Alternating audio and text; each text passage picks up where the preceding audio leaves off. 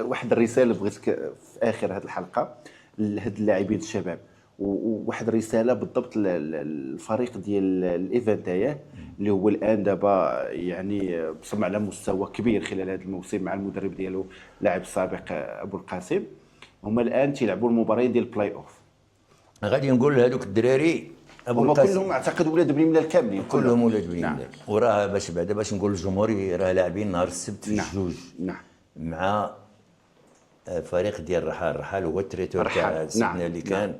راه عندهم واحد الفريق قوي. نعم. الجمهور خصهم يجي يشجع، ونقول لهذوك الدراري راه هضرت معاهم واحد قلت لهم انتم ان شاء الله يعني العمود الفقري اللي غادي يكون ناخذوا منكم 4 5 6، ولكن اللي نقول لهم اكثر راه ابو القاسم لعبتو في البريمير ديفيزيون عنده 17 عام. هاد الدراري 17 عام لعبت هذاك السيد اللي تيدربكم وكان في المستوى ولعب مباريات كاملين والاخر الموسم خداتو الكوكب.